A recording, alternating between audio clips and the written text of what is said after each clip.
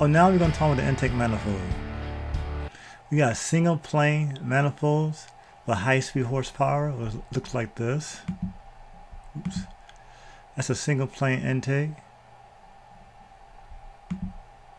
It's for high speeds. You got the dual plane for low end torque. That's an intake manifold. And we got the intake manifold runner controls, IMRC. And the purpose of the IMRC, they can actually change the length of the runners. They can make the intake. They can make literally make the intake runners short or long on the same intake manifold. That's for better performance, like a dual intake in one. Long intake runners for low speeds, for better power. Shorter runners for high speed, for high volume. So they want basically I want the torque and power to match at low and high ends. So they use IMRC. So basically this intake manifold runner control, but actually it's going to change the length of the runner and shape the ports and the ports of the runner by redirecting the air. Something like this here. And it's a hard picture to understand. By redirecting the air, right, I can have air going on one way for low speeds and another port for higher speeds.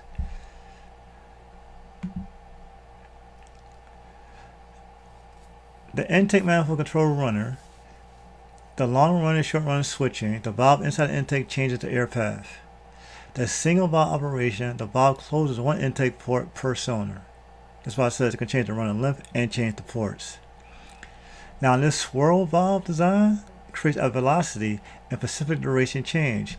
It's like almost like the carburetors that a throttle plate. It's like a throttle plate. On this system, it stops 60% of the air from going through at certain times, and it creates this swirl effect for better atomization and fuel mixing. But now that would be pretty bad at high speeds. So what they do is they install something called solenoids to open up those ports at certain times, like this, swirl flaps. Right, the intake manifold runner. These are open up at certain times, and this sensor here makes sure it's operating correctly. If not, the check engine light will come on.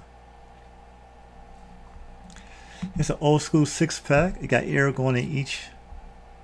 So that's a new school. You got your intakes on this one.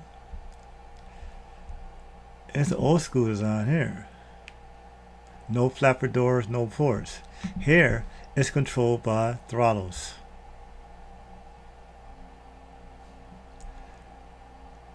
Let me see.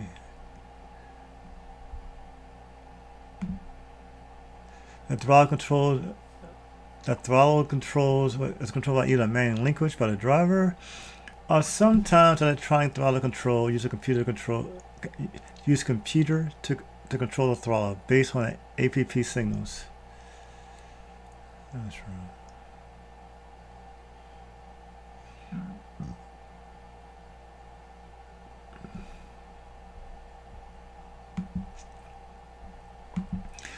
Alright, here's another design. It's a better look at this picture. A single valve operation. This is my intake here. Intake manifold assembly. Under the intake manifold we have IMRC plates. Alright. And we got the cylinder here attaches to.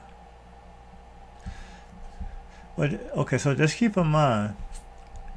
Basically, just keep in mind that IMRC controls the length of the intake manifold, short and long. Alright.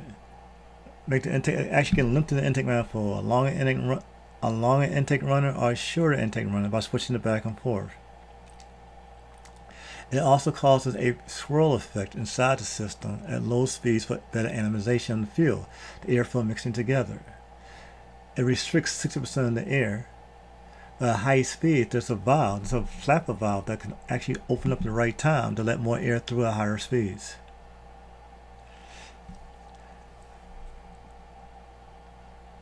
And an old school use it this way, no valves. The newer intakes have it this way. Okay, that was just a quick overview on it, and based on what you understand is how the IMRC is working. By changing the lift, by changing the length of the intake manifold at high and low speeds, and causing a swirl effect at low speeds to analyze the fuel better and open up that plate to let more air flow through. It also changes the ports in the direction they like the air to flow through. Any other questions, let me know in class. Peace.